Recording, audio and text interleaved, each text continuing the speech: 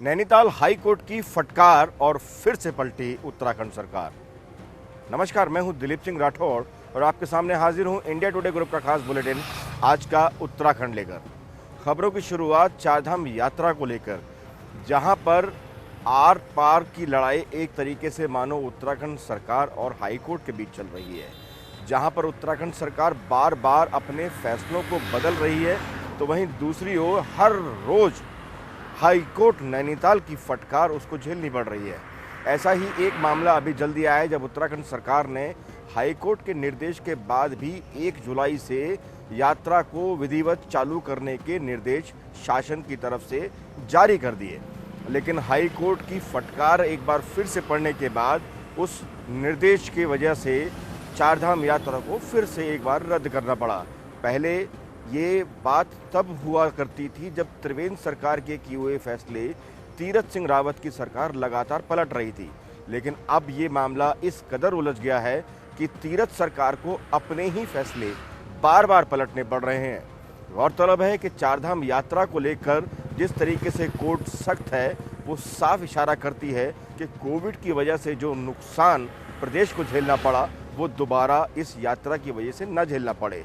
और इसके साथ पूरा राजपुरोहित समाज और पंडा समाज भी कोर्ट की हाँ में हाँ मिला रहा है। उसका भी साफ तौर पर ये कहना है कि चारधाम यात्रा शुरू होना बेहद ज़रूरी है, लेकिन उससे पहले सरकार की तरफ से जितने भी काम हैं वो पूर्ण होने ज़रूरी हैं, क्योंकि सड़कें अभी टूटी हुई हैं, जगह जगह से भूस्खलन हो रहा है और व्यवस्थाओं के नाम पर बिल्कुल ज़ीरो की कंडीशन है।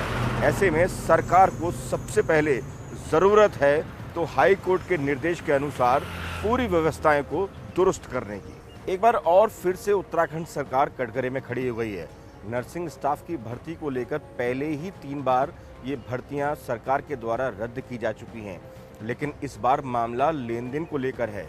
कुछ वीडियोस वायरल हुए हैं जिसमें नर्सिंग भर्ती को लेकर बाकायदा लेन देन की बात चल रही है। ऐसे में जो छात्र पूरी तरह से पढ़ लिख कर अपनी भर्ती को सकुशल संपन्न करवाना चाहते हैं, उनके लिए ये एक परेशानी का सबब बनता जा रहा है।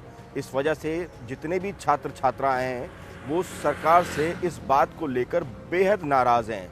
तो लिहाजा इस बात को सरकार को भी समझना चाहिए कि ये कमी भी वो जल्द से जल्द दुरुस्त करे और जल्द से जो भर्ती परीक्षा है उसको सकुशल संपन्न करवाए।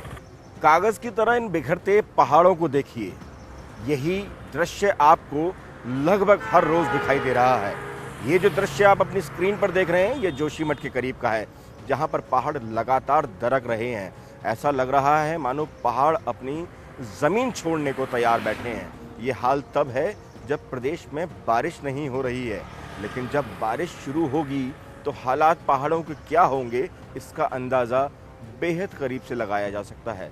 ऐसे में सरकार के लिए फिर से एक परेशानी खड़ी हो गई है कि किस तरीके से वो यात्रा शुरू करे, क्योंकि जिस तरीके से यात्रा शुरू करने की बात लगातार सरकार करती चली आ रही है और दूसरी तरफ लगातार पहाड़ दरक रहे हैं, उसको लेकर साफ तौर पर ये अंदेशा जताया जा सकता है कि अगर यात्री इस प्रदेश में आते हैं तो उनकी जान को कितना बड़ा जोखिम हो सकता है ऐसे मौसम में। इस बार किसान की मेहनत पर किसी और ने नहीं बल्कि एक हाथी ने बट्टा लगा दिया।